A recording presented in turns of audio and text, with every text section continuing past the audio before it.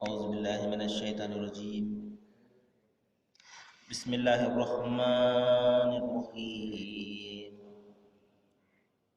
يسألك الناس عن الساعة قل إنما علم عند الله وما يدريك لعل الساعة تكون قريبا إن الله لعن الكافرين وأعد لهم سعيرا خالدين فيها أبدا لا يجدون وليا ولا نصيرا.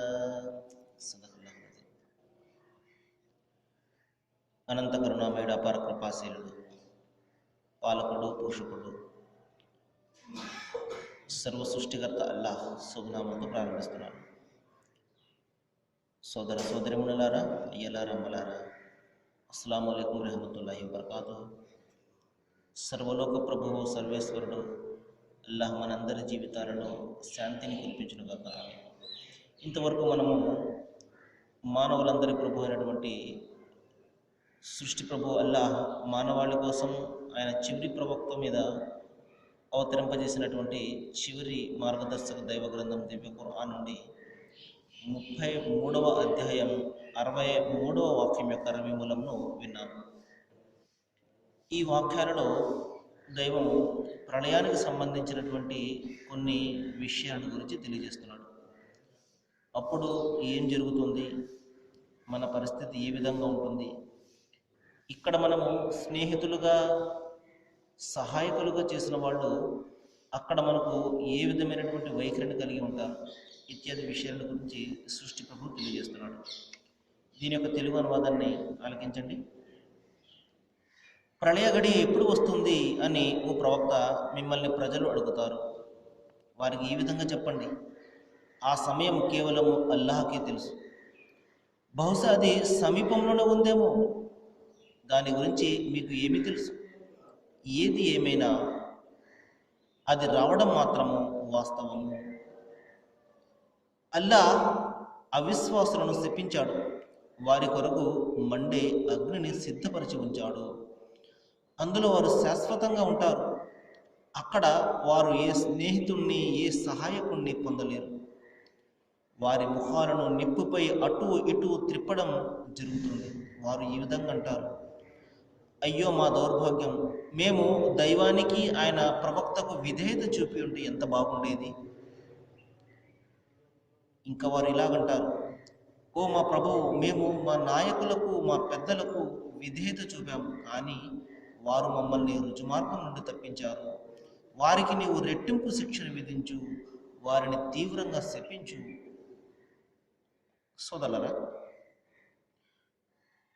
ప్రవక్త ముహమ్మద్ సల్లల్లాహు అలైహి వసల్లం వారిని నేటికి సుమారు 1500 సంవత్సరాలకు పూర్వము అప్పటి ప్రజలు అడిగేవారు, ప్రళయం వచ్చేస్తుంది వచ్చేస్తుంది అంటున్నారు, ఇంకా రాలేదు ఏమిటి అని చెప్పేసి. 1500 సంవత్సరాలు గడిచిపోయాయి. సోదరులారా, దైవం దృష్టిలో మనము అనుభవిస్తున్నటువంటి 24 గంటలు దైవం దృష్టిలో అసలు సమయమే కాదు. ఆయన దృష్టిలో 1,00,00,000 సంవత్సరాలు ఒక రోజు మాదిరిగా ఉంటాయి. ఎందుకంటే మన చుట్టూ ఉన్నటువంటి గ్రహాలను మనము పరిశీలన చేసినట్లయితే మనకు ఇక్కడ 24 గంటలు ఒక రోజు, అక్కడ సంవత్సరం గడిస్తే ఒక రోజుగా ఉంటుంది. ఈ విధంగా కాలాలు వివిధ గ్రహాల్లో వివిధ విధంగా ఉంటుంటాయి. ఈ విధంగా దైవం దృష్టిలో రోజు అంటే మనం భావిస్తున్నట్లుగా 24 గంటల రోజు కాదు. అది 50,000 సంవత్సరాలు కావచ్చు, 1,00,000 సంవత్సరాలు కావచ్చు. కాబట్టి మహాప్రవక్త ముహమ్మద్ సల్లల్లాహు అలైహి వసల్లం వారిని చాలామంది అడిగేవారు, ప్రళయం ఎప్పుడు వస్తుంది, ప్రళయం ఎప్పుడు వస్తుందని. ప్రవక్త వారు అన్నారు, అడిగేవానికంటే అడగబడేవానికి ఎక్కువ ఏమాత్రం కూడా తెలియదు. ఆ సమయం ఎప్పుడు వస్తుందో ఆ దైవానికి మాత్రమే తెలుసు. అయితే అది వచ్చినప్పుడు మీరు ఏ విధంగా రక్షింపబడతారో దాని గురించి మీరు ఆలోచించండి అని మహాప్రవక్త వారు సూచించడం జరిగింది. నిశ్చయంగా ఒక రోజున అది రాబోతుంది. అయితే అది వచ్చినప్పుడు మన పరిస్థితి ఏ విధంగా ఉంటుంది, దైవం వద్ద నిలబడినప్పుడు మనము ఏ స్థితిలో నిలబడతాం, సరైనటువంటి సమాధానాన్ని చెప్పే స్థితిలో ఉంటామా, లేక జీవితాన్ని మనం ఇష్టం వచ్చినట్లు గడిపి అక్కడ మనము ఇటు పాలుపోక నిలబడి ఉంటామా, ఈ విషయాన్ని గురించి మనం ఆలోచించాలి. ఇక మహాప్రభుత్వ వారు తెలియజేశారు, ఒక వ్యక్తి మరణమే అతని తొలి ప్రళయం అన్నారు. కాబట్టి మానవాళి అందరూ కూడా చనిపోయి తిరిగి ప్రళయ దినాన లేపబడ్డం అది జరిగే విషయమే. అయితే అంతవరకు మనిషి బ్రతికి ఉండడు కదా, కాబట్టి అతని మరణమే అతనికి తొలి ప్రళయము. అందుకనే దైవం ఇక్కడ సెలవిస్తున్నాడు, ఓ ప్రవక్త, నిన్ను ప్రజలు అడుగుతూ ఉంటారు, ప్రళయం ఎప్పుడు వస్తుంది, ప్రళయం ఎప్పుడు వస్తుంది. ఎందుకంటే మనం చూస్తుంటాం, పలానా సమయంలో వచ్చేస్తుంది, మొన్నటి వరకు 1999లో వచ్చేస్తుంది అన్నారు, ఆ తర్వాత 2012వ సంవత్సరంలో వచ్చేస్తుంది అన్నారు. ఈ విధంగా రకరకాలైనటువంటి ఊహలు అపోహలతోటి జనాలను మభ్యపెడుతూ వారు తమ పబ్బాలను గడుపుకోవడము, సినిమాలు తీస్తూ ఓట్లు గడించడము మనం చూస్తూనే ఉన్నాం సోదరులారా. కాబట్టి ఎప్పుడైతే మనిషి విశ్వాసం బలహీనంగా ఉంటుందో, మనిషి ప్రతి వ్యక్తి చెప్పే మాటను మరి అతను ఆలకించి దాన్ని అనుసరిస్తూ ఉంటాడు. విశ్వాసం ఎప్పుడైతే బలంగా ఉంటుందో దైవం పట్ల, ఇటువంటి విషయాలను అతను ఎంత మాత్రం కూడా పట్టించుకోడు. ఎందుకంటే సృష్టి ప్రభువు తెలియజేస్తున్నాడు, అది ఎప్పుడు వస్తుందో అనేది ప్రపంచంలో ఎవరికి కూడా తెలియదు, ఆ దైవానికి తప్ప. ఎందుకంటే కొన్ని కొంత సమాచారాన్ని కొంత జ్ఞానాన్ని దైవము మనిషికి ప్రసాదించలేదు. ఉదాహరణ చూడండి, తల్లి గర్భంలో పెరుగుతున్నది ఏమిటో ఎవరైనా చెప్పగలరా? మగబిడ్డో ఆడబిడ్డో? అవునండి, మరి సైన్స్ ద్వారా ఈ రోజున మరి స్కానింగ్ చేసి మనము తెలుసుకోవచ్చు కదా అన్న ప్రశ్న వస్తుంది. ఆ ఆడబిడ్డో మగబిడ్డో దైవము నిర్ణయించిన తర్వాతే మనము దాన్ని చూడగలుగుతున్నాం. ఈ విధంగా పిండంగా ఉన్నప్పుడు ఎవరైనా చెప్పగలరా? అంత మాత్రం కూడా చెప్పలేరు. కాబట్టి ప్రాణం ఎప్పుడు పోతుందో అది కూడా ఎవరికి కూడా తెలియదు. ఏ వ్యక్తి రేపు ఏమి సంపాదించుకుంటాడో ఏది కూడా తెలియదు. అంటే పుణ్యాన్ని సంపాదించుకుంటాడా, పాపాన్ని సంపాదించుకుంటాడా అనేది ఎవరికి కూడా తెలియదు. మరి ఏ ప్రదేశంలో వాన పడుతుందో ఎవరు కూడా చెప్పలేదు. ఈ విధంగా సోదరులారా, దైవము మనిషికి జ్ఞానాన్ని ఇచ్చాడు, అయితే కొన్ని విషయాల జ్ఞానాన్ని ఎంత మాత్రం కూడా ప్రసాదించలేదు. అది కేవలం ఆ దైవానికి మాత్రమే ఎరుక. కాబట్టి ఎవరైనా పలానా సమయంలో ప్రళయం వచ్చేస్తుంది, లేకపోతే ఇంకొక సంవత్సరంలో వచ్చేస్తుంది అని ఎవరైనా చెప్తున్నట్లయితే అతను కేవలం అబద్ధం పలుకుతున్నాడు. ఎందుకంటే ఎప్పుడు ప్రళయం వస్తుంది అనేది దైవానికి మాత్రమే తెలుసు. తన ప్రవక్తలకు కూడా దైవము ఆ సమాచారాన్ని ఇవ్వలేదు. అయితే అది వచ్చినప్పుడు మన పరిస్థితి ఈ విధంగా ఉంటుంది. కాబట్టి ఈ క్షణమే నేను చనిపోవచ్చు, లేకపోతే రేపే చనిపోవచ్చు, లేకపోతే 4 రోజుల తర్వాత చనిపోవచ్చు. కాబట్టి నా మరణమే నా ప్రళయము. కాబట్టి నేను చనిపోయిన వెంటనే మరి నా కర్మలకు నేను సమాధానం చెప్పుకోవాలి. నా సమాధే నా ఇల్లు అవుతుంది, చీకటి కుహరం అవుతుంది. మరి ఈ విధంగా రకరకాల క్రిమి కీటకాల నిలయం అవుతుంది. మహాప్రవక్త ముహమ్మద్ సల్లల్లాహు అలైహి వసల్లం వారు తెలియజేశారు, ఒక వ్యక్తి చనిపోయినప్పుడు అతన్ని సమాధి చేసినప్పుడు, సమాధి చేయడము లేకపోతే దహనం చేయడము తర్వాత సంగతి, అయితే అతని గృహం మాత్రము ఎక్కడైతే అతను దహనము ఖననము చేయబడ్డాడో అది అతని గృహం అవుతుంది.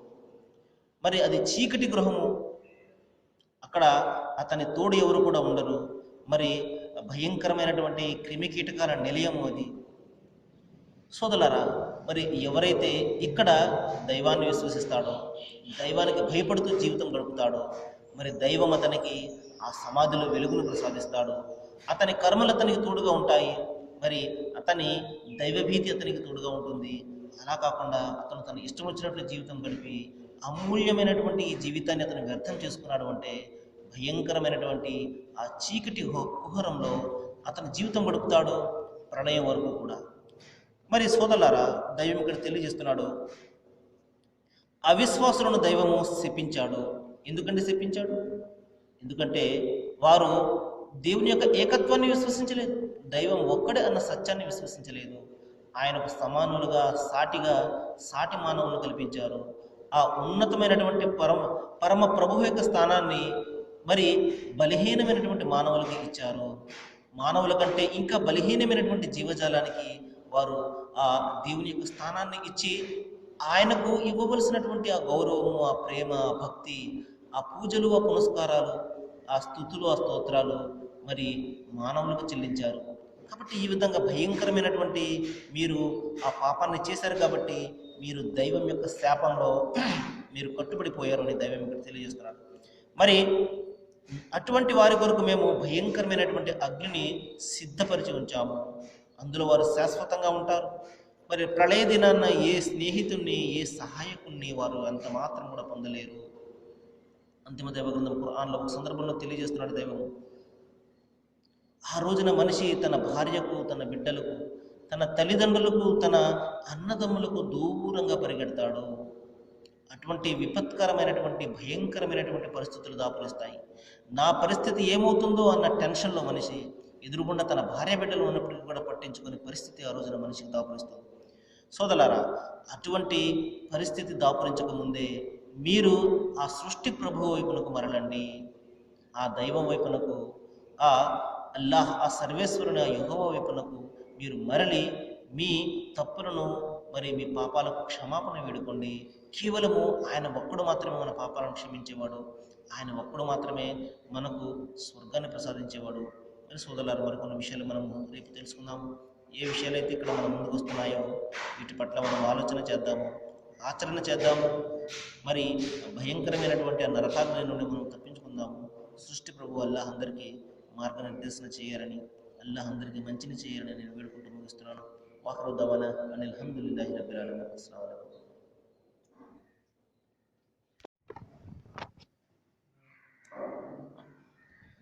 أعوذ بالله من الشيطان الرجيم. بسم الله الرحمن الرحيم.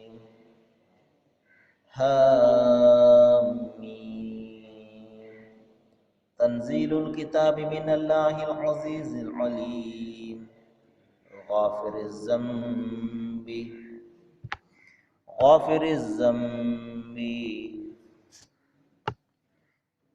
وقابل التوب شديد العقاب ذي الطول لا إله إلا هو إليه المصير. صدق الله العظيم. అనంత కరుణామయుడు, అపార కృపాశీలుడు, పాలకుడు, పోషకుడు, సర్వలోక సృష్టి ప్రభు అయిన అల్లాహ్ శుభనామంతో ప్రారంభిస్తున్నాను. సోదర సోదరిములారా, అయ్యలారా, అమ్మలారా, అస్సలాము అలైకుం రహమతుల్లాహి వబరకాతు. సర్వలోక ప్రభువు సర్వేశ్వరుడు అల్లాహ్ మనందరి జీవితాలలో శుభాలను, శాంతిని కురిపించునుగాక. ఆమేన్. ఇంతవరకు మనము మానవులందరి మార్గదర్శక గ్రంథమైన దివ్య ఖురాన్ నుండి 40వ అధ్యాయం మొదటి 3 వాక్యాల అరబీ మూలంను విన్నాము. అంతిమ దైవ గ్రంథం ఖురాన్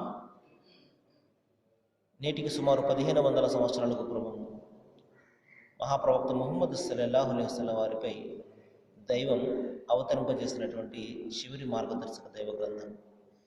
ఇందులో సుమారు 114 అధ్యాయాలు ఉన్నాయి. 6236 వాక్యాలు ఇందులో ఉన్నాయి. ఈ విధంగా 114 అధ్యాయాలలో 40వ అధ్యాయం యొక్క మొదటి 3 వాక్యాల అరబీ మూలంను మనం విన్నాము. దీని తెలుగు అనువాదాన్ని ఆలకించండి. ఈ గ్రంథము సృష్టి ప్రభు అల్లాహ్ తరపు నుండి అవతరించింది. ఆయన మహాశక్తిమంతుడు, మహాజ్ఞాని, పాపాలను క్షమించేవాడు, పశ్చాత్తాపాన్ని అంగీకరించేవాడు. అంతేకాదు కఠినంగా శిక్షించేవాడు కూడా, ఘనంగా కరుణించేవాడు. ఆయన తప్ప మరొక ఆరాధ్యుడు మీకు లేడు. ఆయన వైపునకే అందరూ కూడా మరలి వెళ్ళవలసినదే. సోదరులారా, ఈ వాక్యాలలో సృష్టి ప్రభువు తన ఘనతను గురించి, తన శక్తి సామర్థ్యాలను గురించి కొన్ని విషయాలను మనకి ఇక్కడ బోధిస్తున్నాడు. మొట్టమొదటి వాక్యంలో తన్జీలుల్ కితాబి మినల్లాహ్, ఈ గ్రంథము మీ దైవము, మీ ప్రభువు, మీ ఆరాధ్యుడు తరపు నుండి అవతరింపజేయబడింది. ఇది మానవాళి కోసము, మానవులందరి ప్రభువు ఇహపర లోకాల సాఫల్యం కోసము అవతరింపజేసినటువంటి గ్రంథం. ఇది ఏదో కాలక్షేప నిమిత్తము చదువుకోవడానికో, పుణ్యకార్యాలలో లేకపోతే శుభకార్యాలలో దీనిని చదువుకుని అటక మీద పెట్టడానికో ఈ గ్రంథం ఎంత మాత్రం కూడా అవతరింపజేయబడలేదు. ఈ గ్రంథము మిమ్మల్ని సమూలంగా మార్చడం కోసము, మీ జీవితాలను సరిదిద్దడం కోసము, మీ ఇహపరలోకాల సాఫల్యం కోసము ఈ గ్రంథం అవతరించింది. ఇది మనందరి ప్రభువు, మనందరి దైవం అవతరింపజేసినటువంటి గ్రంథం అని చెప్తూ ఆ దైవం యొక్క గుణగణాల గురించి సృష్టి ప్రభువు తెలియజేస్తున్నాడు. ఆయన మహాశక్తిమంతుడు, అంతేకాదు సుమా మహాజ్ఞాని కూడా. సహజంగా శక్తి మరియు జ్ఞానం అనేది రెండు కూడా ఒక చోట ఉండవు. ఒక వ్యక్తి చాలా బలవంతుడే ఉంటాడు కానీ జ్ఞానంలో తక్కువే ఉంటాడు. మరొక వ్యక్తి చాలా జ్ఞానై ఉంటాడు కానీ శక్తి తక్కువే ఉంటుంది. కానీ సోదరులారా, మన ప్రభువు మన దైవము శక్తిమంతుడు మాత్రమే కాదు, మహాజ్ఞాని కూడా. ఆయన ఏదైనా ఒక పని మరి చేస్తున్నాడు అంటే ఆ పని వెనుక మరి ఎంతో మర్మం ఉంటుంది, మనకు అనిపిస్తుంటుంది ఈ విధంగా ఎందుకు జరుగుతుంది అనుకొని చెప్పేసి.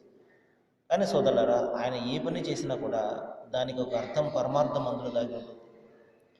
మరి సోదరులారా, దైవం చెప్తున్నాడు, గాఫిలి జంబి వకాబిలి తౌబి, ఆయన పాపాలను క్షమించేవాడు ఆయన మాత్రమే.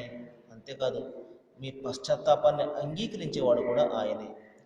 సోదరులారా, దురదృష్టవశాత్తు ఈ రోజున మనిషి తన పాపాలను క్షమించేవాడు ఆ సృష్టి ప్రభువు కాదు అని ఆయనకు సమానులుగా సాటి మానవులను ఈ రోజున ఆరాధించడము, మరి వారి మీద ఆధారపడ్డము చూస్తూ ఉన్నాం. అంతిమ దైవగ్రంథం ఖురాన్లో దైవం సెలవిస్తున్నాడు, వల్లజీన తదఊన మిన్ దూనిల్లా, ఇబాదు మంసాలకు, మీరు దైవాన్ని విడిచిపెట్టి ఎవరినైతే దైవంగా భావించి ఆరాధిస్తున్నారో వారు మీలాంటి దాసులే. మరి అంతేకాదు, వల్లజీన తదఊన మిన్ దూనిల్లా లా యమ్లికూన మిన్ ఖిత్మీర్, మరి దైవాన్ని విడిచిపెట్టి మీరు ఎవరినైతే ఆయనకు సమానులుగా చేసి ఆరాధిస్తున్నారో వారు ఈ భూమి మీద గడ్డిపోచుకు కూడా యజమానులు కారు. గడ్డిపోచుకు కూడా మరి వారు గడ్డిపోచుకు కూడా వారు యజమానులు కారు అంటున్నాడు. అంటే వారు దేనిని కూడా కలిగి ఉండలేరు. వారి ప్రాణం కానీ వారి శక్తి సామర్థ్యాలు కానీ అన్నీ కూడా దైవం వారికి ప్రసాదించింది తప్ప వారు స్వయంగా ఏది కూడా కలిగి ఉండలేదు అని దైవం సెలవిస్తున్నాడు. కాబట్టి సోదరులారా, ఆ సృష్టి ప్రభు యొక్క స్థానాన్ని మనం ఎవరికి కూడా ఇవ్వకూడదు. మరి మన పాపాలను క్షమించే అధికారం కేవలం ఆయన ఒక్కరికి మాత్రమే ఉన్నది, ఆ సృష్టి ప్రభువు మాత్రమే ఉన్నది. ఒక సందర్భంలో దైవం తెలియజేస్తాడు అంతిమ దైవగ్రంథం ఖురాన్లో, మీ పాపాలను గురించి ఆయనకు తెలిస్తే సరిపోతుంది. కాబట్టి మనము మన పాపాల నిమిత్తము కేవలం ఆయన ఒక్కరికి మాత్రమే మరి వేడుకోవలసి ఉన్నది. ఎందుకంటే ఆయన మాత్రమే పశ్చాత్తాపాన్ని అంగీకరించేవాడు. కాబట్టి ప్రజల కోసమో లేకపోతే మరొకరి కోసమో ఎంత మాత్రం కూడా మన పశ్చాత్తాపం కానీ లేకపోతే మన పాపాల వేడుకలు కానీ ఎవరికి కూడా చేయకూడదు, ఆ సృష్టి ప్రభువుకు మాత్రమే చేయాలి. మరి దైవం సెలవిస్తున్నాడు. అంతేకాదు సుమా, ఆయన కఠినంగా శిక్షించేవాడు కూడాను. ఈ విధంగా అయితే ఒక తండ్రి మరి మార్గం తప్పిపోతున్నటువంటి తన బిడ్డలను ఈ విధంగా అయితే దండిస్తాడో ఆ దండనలో ఒక ప్రేమ ఉంటుంది, కుమారుడు బాగుపడాలి అన్న తపన ఉంటుంది. అదేవిధంగా సోదరులారా, ఈ ప్రపంచంలో దైవము రకరకాలైనటువంటి కష్టాలను కడగండ్లను మనిషి ఇస్తుంటాడు. ఎందుకంటే మనిషి వీటి నుండి గుణపాఠాన్ని నేర్చుకుని ఆ దైవ వైపునకు మరలుతాడేమోనని. ఎందుకంటే అతనికి ఇవ్వబడినటువంటి సమయము చాలా కొద్దిపాటి సమయం. ఈ బొందెలో ప్రాణం ఉన్నంత వరకు అతనికి సమయం ఉంటుంది. మరి ఈ తక్కువ సమయంలో సోదరులారా, అతనికి రకరకాలైనటువంటి అవకాశాలను దైవం కల్పిస్తూ ఉంటాడు. మనం చూస్తుంటాము, ఏదో జబ్బు పడిపోతాము, ఇక రేపో మాకు ప్రాణం పోతుంది అన్న పరిస్థితుల్లో తిరిగి దైవం స్వస్థతిస్తాడు. మరి మరొకరిని చూస్తుంటాము, మరి యాక్సిడెంట్ దగ్గర వరకు వెళ్ళి చావుకు దగ్గరికి వరకు వెళ్ళి మరి బ్రతికి బయటపడి వస్తుంటారు. ఈ విధంగా సోదరులారా, దైవం అనేక కష్టాలను కడగండ్లను మనిషికి ఇస్తూ ఎందుకు ఇస్తాడంటే మనిషిని బాధ పెట్టేసి దైవం ఆనందం పొందుతాడా? ఒక కొడుకును బాధ పెట్టేసి తల్లిదండ్రులు ఆనందం పొందుతారా? ఇంత మాత్రం వాడు కాదు. ఎందుకంటే కొడుకు బాగుపడాలన్న తపన ఈ విధంగా అయితే తల్లిదండ్రుల్లో ఉంటుందో అదేవిధంగా ఈ దాసుడు తన చెడు వైఖరిని విడనాడి దైవ వైపునకు మరలాలి. దైవం నుండి దూరంగా పోతున్నటువంటి ఆ పనులను విడిచిపెట్టి మరి అల్లాహకు దైవానికి ఏదైతే ఇష్టమో అది చేయాలి అన్న ఆలోచనతోనే దైవం అతనికి రకరకాలైనటువంటి మార్గాలను చూపిస్తుంటాడు. కానీ మనిషి ఎప్పుడైతే కష్టాల్లో కడగంలో ఉంటాడో మరి దైవాన్ని వేడుకుంటూ ఉంటాడు. మరి ఎప్పుడైతే దైవం అతనికి ఆ కష్టాలను తీర్చి తిరిగి మామూలు జీవితం ఇవ్వగానే ఒకేసారి ఆ సృష్టి ప్రభువును మర్చిపోతాడు. మరి అంతేకాదు ఆయనకు సమానం ఇంకొకరిని నిలబెట్టి ఈయన ద్వారా నాకు కష్టాలు తీరిపోయాయి అని చెప్పేసి తన ఆరాధనలు, తన ప్రార్థనలు, తన మొక్కుబడులు అతనికి చెల్లిస్తుంటాడు. అతను తాను స్వయంగా కల్పించుకున్నవాడే ఉంటాడు, లేకపోతే అతని ఊహల నుంచి పుట్టినవాడే ఉంటాడు. ఈ విధంగా సోదరులారా, అనుగ్రహాలు మరి ఒకరి నుండి పొందుతూ మనిషి ఈ రోజున కృతజ్ఞతలు వేరొకరికి చెల్లిస్తున్నాడు. ఏమని భావించి చెల్లిస్తున్నాడు? ఈయనే ఆ దైవమేమో, ఈయనే నాకు మరి నా కష్టాల నుండి బయటపడే మార్గాన్ని ఈయనే నాకు చూపించాడేమో అన్న పొరపాటులో మనిషి ఈ రోజున దైవానికి వ్యతిరేకమైనటువంటి పనులన్నీ కూడా ఈ రోజున చేస్తున్నాడు. కాబట్టి సోదరులారా, ఎవరి నుండి అయితే మనం సహాయాన్ని పొందుతామో వారికే కృతజ్ఞతలు తెలపడం అనేది ఏ విధంగా అది సబబో, అది న్యాయమో, అది హక్కో, అదేవిధంగా అల్లాహ్ నుండి, దైవం నుండి, ఆ సర్వేశ్వరు నుండి మనం పొందుతున్నటువంటి అనుగ్రహాలకు మరి కృతజ్ఞత తెలపడం అనేది, ఆయన ఒక్కనికి మాత్రమే తెలపడం అనేది అది నిజమైనటువంటి మనిషి చేసే పని. మరి ఆ విధంగా చేయనట్లయితే సోదరుల దైవం సెలవిస్తున్నాడు, కఠినంగా శిక్షించేవాడు కూడా ఆయన. అంతేకాదు, ఎందుకంటే ఆయన తప్ప మరొక ఆరాధ్యుడు మీకు లేడు, మీరు ఆయన వైపునకే మరలిపోవలసి ఉన్నది. ఇక్కడ మనం రకరకాలైనటువంటి మార్గాలను కల్పించుకోవచ్చు, రకరకాల పద్ధతులు కల్పించుకోవచ్చు. మరి కానీ సోదరులారా, అందరం కూడా చేరవలసింది ఆ దైవ వైపునకే. ఆయన తెలియజేస్తాడు ఎవరు సత్య మార్గంలో ఉన్నారో, ఎవరు అసత్య మార్గంలో ఉన్నారో, ఎవరు మరి దైవానికి ఇష్టమైనటువంటి పనులు చేశారో, లేకపోతే ఆయనకు ఆగ్రహం కలిగించే పనులు చేశారో. ఇక్కడ మనకు దైవం మనకు చూపించకపోయినా ప్రళయం నాడు మరి సమస్తాన్ని కూడా ఆయన తెలియపరుస్తాడు. ఎందుకంటే ప్రతి వ్యవహారం కూడా ఆయన వద్దకు మరలిపోవలసి ఉన్నది. సోదరులారా, మరి సృష్టి ప్రభువు తెలియజేస్తున్నాడు, ఆయన వాక్యాలను అవిశ్వాసులు తప్ప ఎవరు కూడా తిరస్కరించరు. దైవం యొక్క ఈ స్పష్టమైనటువంటి వాక్యాలు, మార్గాన్ని చూపే ఈ వాక్యాలు, మరి మనలను నిద్ర నుండి మేలుకొలిపే ఈ వాక్యాలను ఎవరు తిరస్కరించగలుగుతారు? భూమి ఆకాశాల నిర్మాత ఒక్క దైవమే అన్న సత్యాన్ని ఎవరైనా ఈ రోజున తిరస్కరిస్తారా? ఎవరినైనా అడగండి, ఆకాశాన్ని ఎవరు పుట్టించారు, భూమిని ఎవరు పుట్టించారు అంటే ఆ దైవమే సమాధానం చెప్తారు. ఈ విధంగా సోదరులారా, సృష్టి ప్రభువుని ఎవరు తిరస్కరిస్తారు ఈ రోజున? అలాగే ఈ వాక్యాలను ఎవరు తిరస్కరిస్తారు? పాపాలను క్షమించేది ఆ దైవం తప్పించి మనిషిగా ఆ విధమైనటువంటి అధికారం ఉంటుందా? మరి పశ్చాత్తాపాన్ని అంగీకరించే అధికారము ఆ దైవానికి తప్పించి మనిషికి ఉంటుందా? కాబట్టి సోదరులారా, ఈ సత్యమైనటువంటి వాక్యాలను కేవలం అవిశ్వాసులు, వితండవాదులు మాత్రమే తిరస్కరిస్తారు. మరి ఎవరైతే దైవభీతి పరులై ఉంటారో,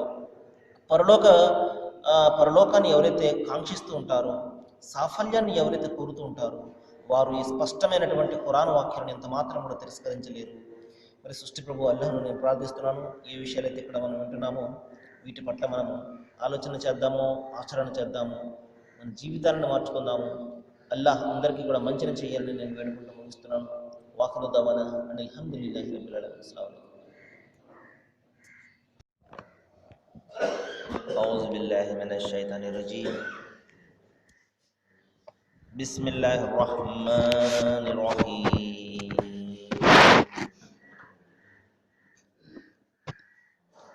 وما يأتهم من نبي إلا كانوا به يستهزئون فأهلكنا أشد منهم بطشا ومضى مثل الأولين ولئن سألتهم من خلق السماوات والأرض ليقولن خلقهن العزيز العليم.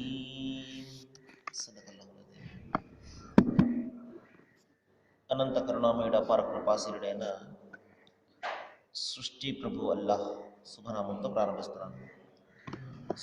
సోదరులారా, అయ్యలారా, అమ్మలారా, అస్సలాము అలైకుం వరహ్మతుల్లాహి వబరకాతుహు.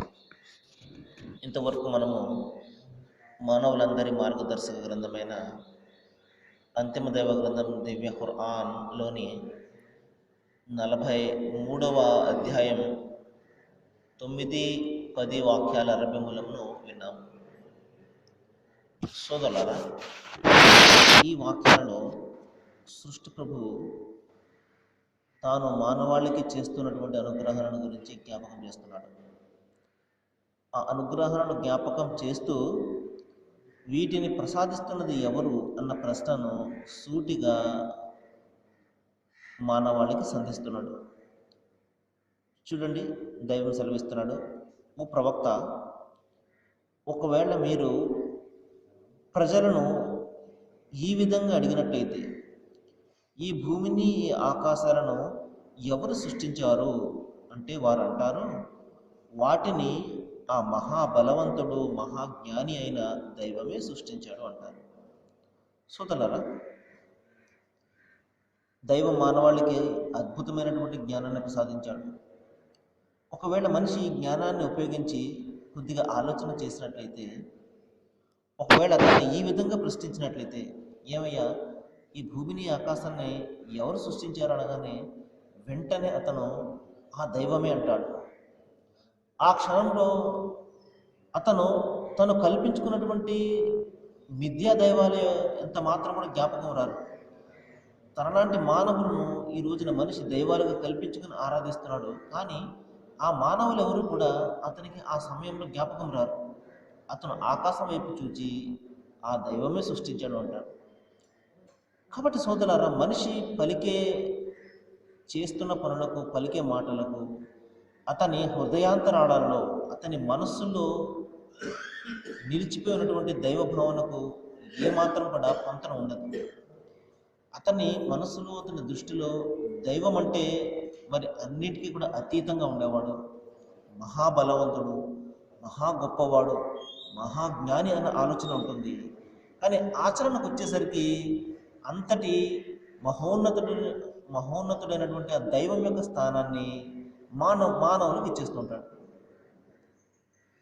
ఈ విధంగా సోదరులారా, మనిషి చేస్తున్నటువంటి పనులకు, అతని ఆలోచనలకు ఏమాత్రం కూడా పొంతన ఉండదు.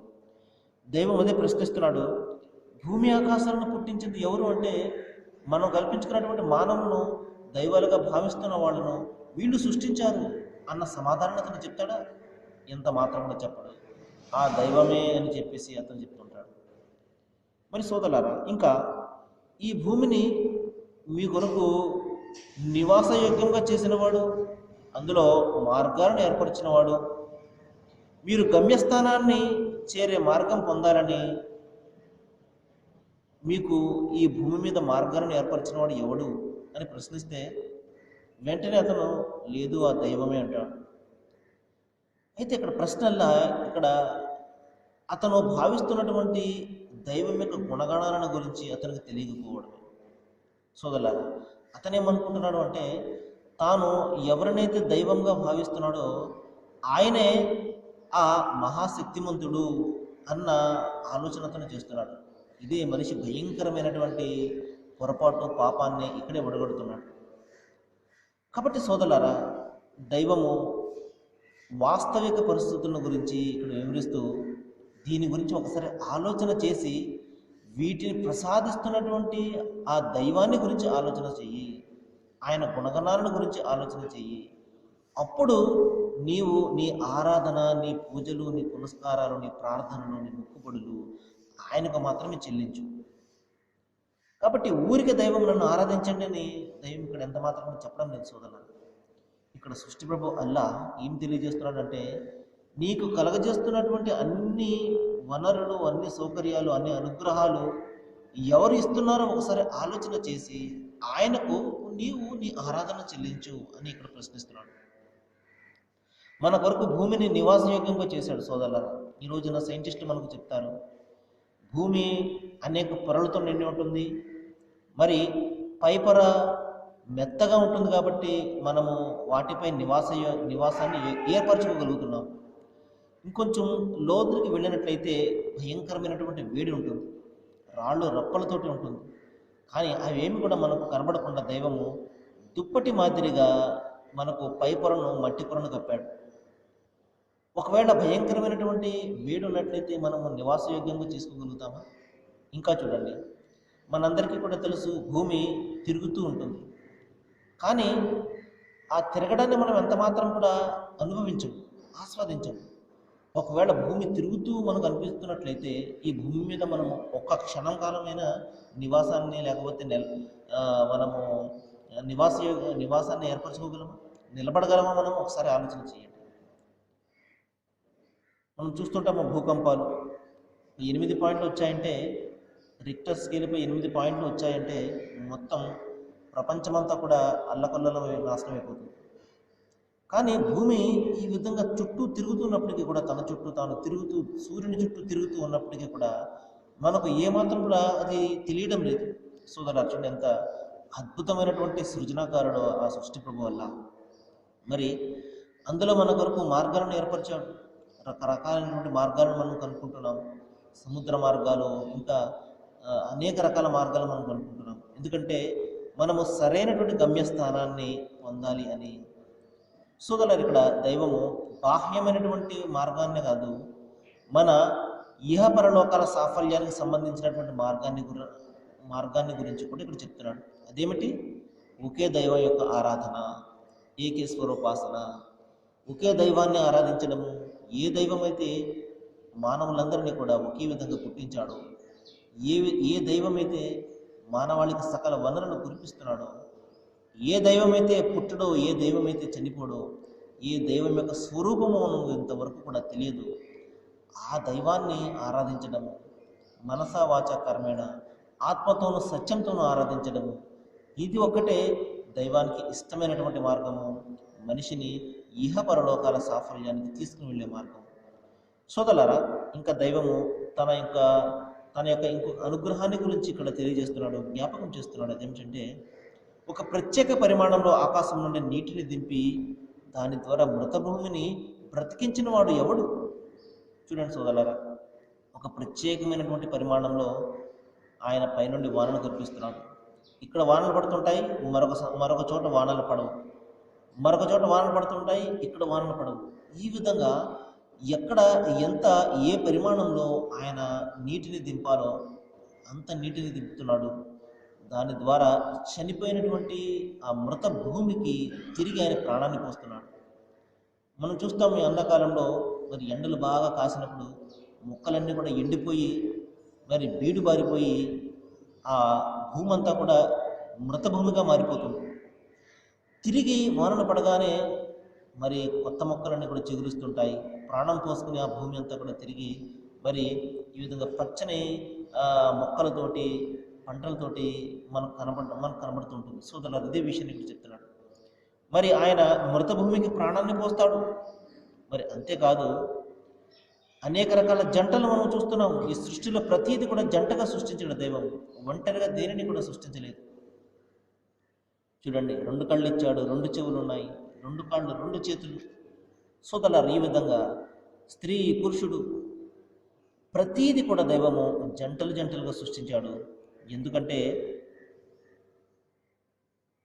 మరి ఇక్కడ తెలియజేస్తున్నాడు, వీటిని పుట్టించింది ఎవరు? ఆ దైవం తప్ప మరొకరు ఎవరు ఉన్నారు? మరి ఏ విధంగా మీరు ఆ సృష్టి ప్రభు యొక్క స్థానాన్ని బలహీనమైనటువంటి మనుషులకు ఇస్తున్నారు? బలహీనమైనటువంటి జీవజాలానికి మీరు ఏ విధంగా ఇస్తున్నారు అనే దైవము సూటిగా ఇక్కడ మనల్ని ప్రశ్నిస్తున్నాడు. సోదరులారా, ఇంకా చెప్తున్నాడు, మీ కొరకు పడవలను, పశువులను వాహనాలుగా చేసింది ఆయనే. మీరు వాటి వీపులపై ఎక్కి మీరు వాటి మీద కూర్చోండి. దైవం ఇచ్చినటువంటి ఈ మహా ఉపకారాన్ని జ్ఞాపకం చేసుకుని ఈ విధంగా ప్రార్థించండి. ఓ దైవమా, నీవు చాలా పరిశుద్ధుడు, వీటిని మాకు మా వశాన్ని చేశావు. మరి ఈ విధంగా నీవు చెయ్యకపోతే మాకు వీటిని వశపరుచుకునే శక్తి ఎంత మాత్రం కూడా లేదు. సోదరులారా, చూడండి, మరి జంతువులను వశపరుచుకునే శక్తిని దైవం మనకు ప్రసాదించాడు. పులి మీద మనము స్వారీ చేయగలమా? చేయలేము. ఎందుకంటే ఆ శక్తిని దైవము మనకు ఇవ్వలేదు.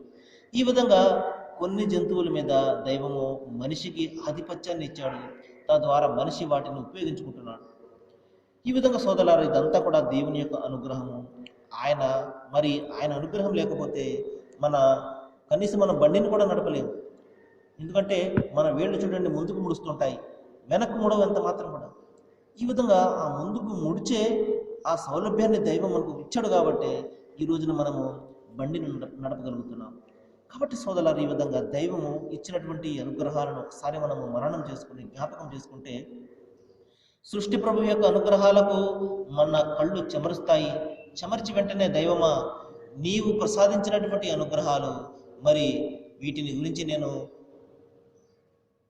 ఆలోచన చేస్తున్నాను, వీటిని ప్రసాదిస్తున్నది నువ్వే, నా ప్రార్థన, నా పూజ అంతా కూడా నేను నీకే చెల్లిస్తున్నాను. అప్రయత్నంగా అతను తన దైవానికి మరి అతను ఆరాధన చెల్లిస్తాడు.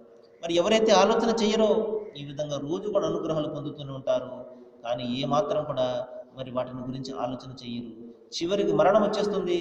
మరణం తర్వాత మనిషి మేల్కొంటే ఏమాత్రం కూడా ప్రయోజనం ఉండదు. సరే సోదరులారా, మరికొన్ని విషయాలు మనము రేపు మాట్లాడుకుందాము. ఏ విషయాలు అయితే ఇక్కడ మన ముందుకు వస్తున్నాయో వీటి పట్ల మనం ఆలోచన చేసి ఆచరణ చేసి మన జీవితాన్ని మార్చుకుందాము. సృష్టి ప్రభు వల్ల అందరికీ కూడా మరి మంచిని చేయాలని నేను వేడుకుంటూ ముగిస్తున్నాను.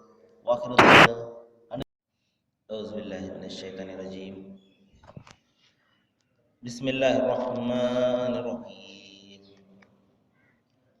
యా అయ్యుహల్లజీన ఆమను తఖుల్లాహ వబ్తగూ ఇలైహిల్ వాసియహ وابتغوا إليه الوسيلة وجاهدوا في سبيله لعلكم تفلحون.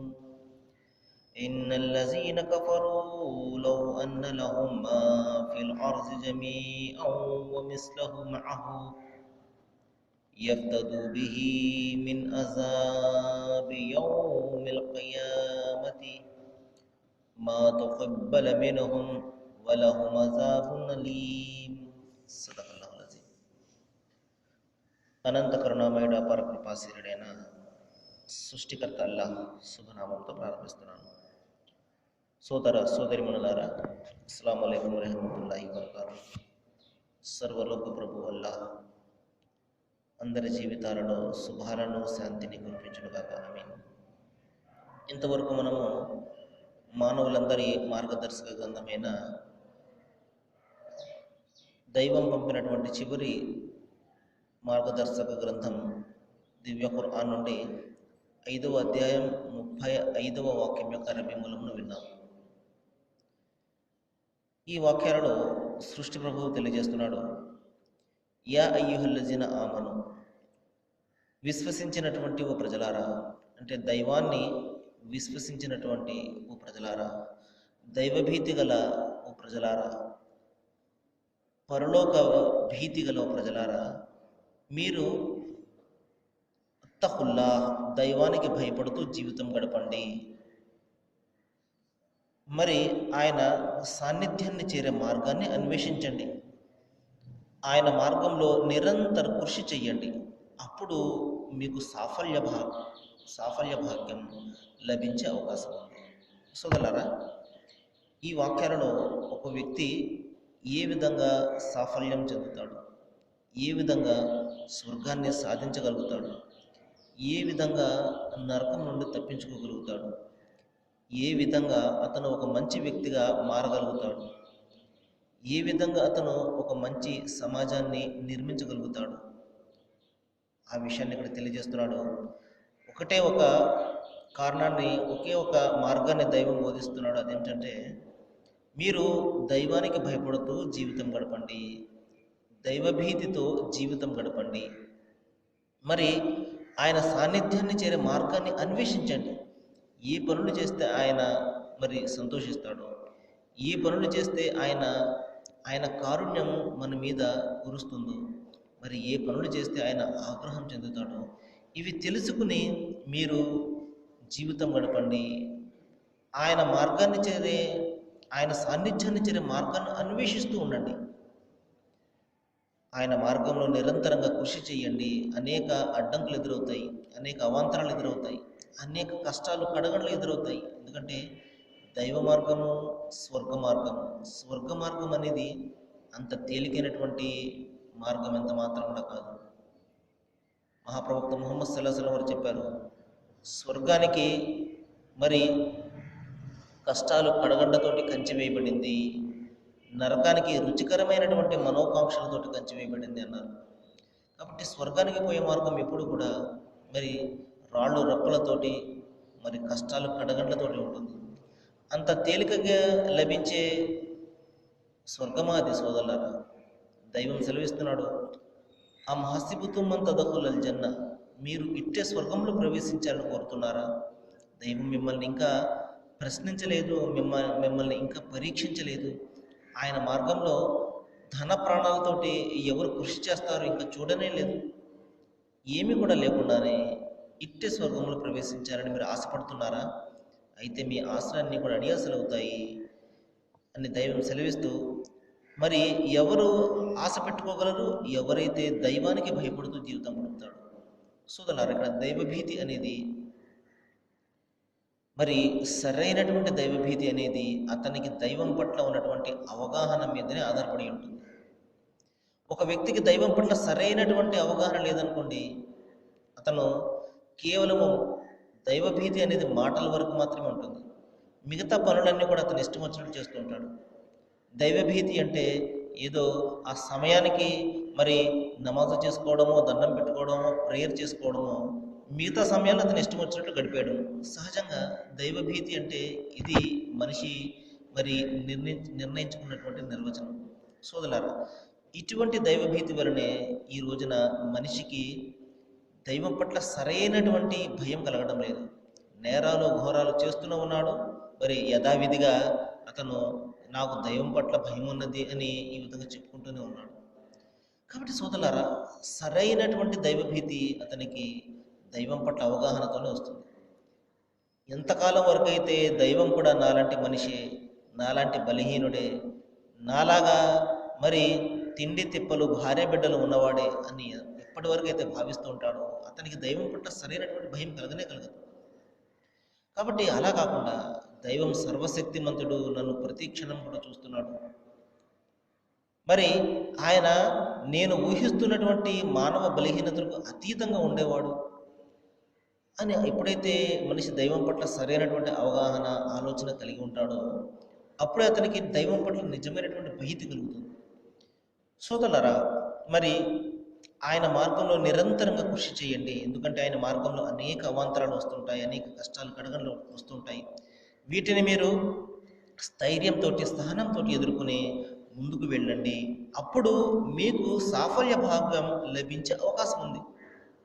కాబట్టి ఈ ఒక్క మార్గం ద్వారానే మనిషి ఇహపరలోకాల సాఫల్యాన్ని సాధించగలుగుతాడు. సోదరులారా, మరి ఇంకా దైవం సెలవిస్తున్నాడు, స్పష్టంగా మీరు ఒక విషయాన్ని తెలుసుకోండి. అదేమిటంటే, తిరస్కార వైఖరిని ఎవరైతే అవలంబిస్తారో వారి ఆధీనంలో సమస్త భూసంపద ఇంకా అంతే సంపద ఉన్నప్పటికీ వారు ప్రళయ దినం నాడు కలిగే శిక్షణను తప్పించుకోవడానికి మొత్తం అంతా కూడా ఆ ధనాన్ని ఇవ్వడానికి ప్రయత్నం చేసినా అది ఎంత మాత్రం కూడా స్వీకరించబడదు. కాబట్టి సోదరులారా, మరణం తర్వాత రాబోయే జీవితంలో సాఫల్యానికి కొలబద్ద ఏమిటంటే కేవలం అతనిలో ఉన్నటువంటి దైవభీతి మాత్రమే. ఎప్పుడైతే మనిషి దైవభీతిని కలిగి ఉంటాడో మరి అతను తన జీవితాన్ని ఒక సక్రమమైనటువంటి నైతికబద్ధమైనటువంటి విధానం ద్వారా అతను తన జీవితాన్ని గడుపుతాడు. ఎందుకంటే దైవం అతని కంటికి కనబడడు, కానీ దైవం నన్ను అనుక్షణం కూడా చూస్తున్నాడు.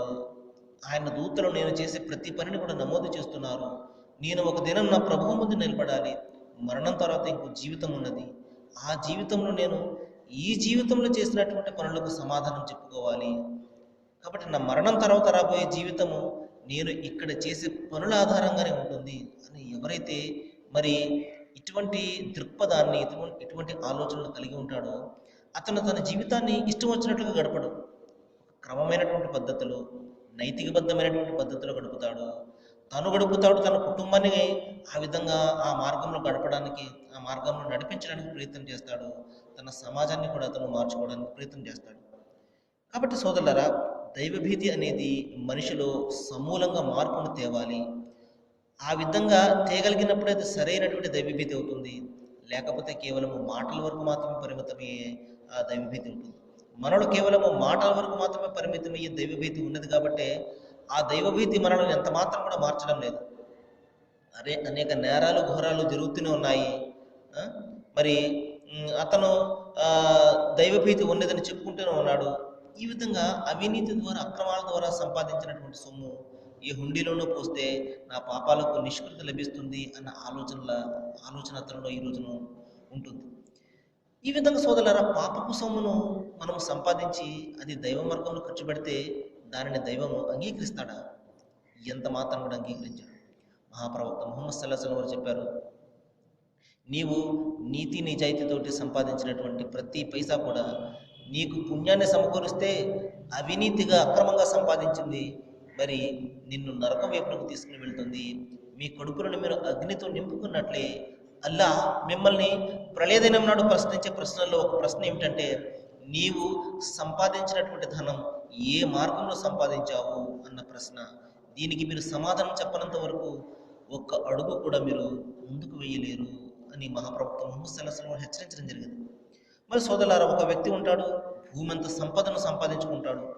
అది అసాధ్యమైనటువంటి విషయం అయినప్పటికీ కూడా దైవం ఉదాహరణ ద్వారా సెలవిస్తున్నాడు, మీరు భూమంత సంపదను సంపాదించుకున్న, ఇంకా అంతే సంపద మీ వద్ద ఉంచుకున్న, ప్రళయదినం నాడు ఆ భయంకరమైనటువంటి శిక్షను చూసి అతను, ఓ దైవమా వల్ల నేను ప్రపంచంలో భూమంతా సంపదను సంపాదించి పెట్టుకున్నాను, అదంతా కూడా నీకు ఇచ్చేస్తాను, నాకు ఈ నరక శిక్ష నుండి తప్పించు అని వేడుకుంటాడు.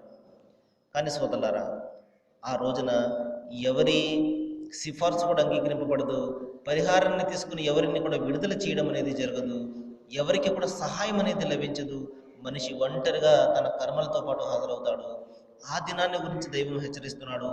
ఆ దినాన్న మీకు సాఫల్యాన్ని ఇచ్చే విధానం ఏమిటంటే దైవభీతితోటి జీవితం గడపండి, మరి ఆయన ఆజ్ఞ మేర జీవితం గడపండి. ఆయన ఆజ్ఞ మరి అంతిమ దైవ గ్రంథం రూపంలో, ఖురాన్ రూపంలో, మరియు అంతిమ ప్రవక్త ముహమ్మద్ సల్లల్లాహు అలైహి వసల్లం వారి యొక్క ప్రవచనాల రూపంలో దైవం మానవాళికి అందజేశాడు.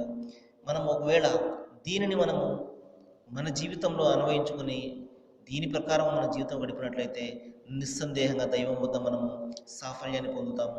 మరి సోదరులారా, ఈ రోజున శుక్రవారం 9 గంటల నుండి మరి సిసిసి ఛానల్లో ఖురాన్ సందేశం అనే కార్యక్రమం తెలుగులో ప్రసారం అవుతుంది. మీరందరూ కూడా దానిని చూడండి. సందేహాలు ఉంటే ఆ ఫోన్ నెంబర్ ఉంటుంది, దానికి ఫోన్ చేసి సందేహాలు కూడా తీర్చుకోండి. మరి సృష్టి ప్రభు వల్ల అందరికీ కూడా మరి మంచిని చేయాలని నేను వేడుకుంటూ ముగిస్తున్నాను. వాఖిరు దవానా అల్హమ్దులిల్లాహి రబ్బిల్ ఆలమీన్. అస్సలాము అలైకుం.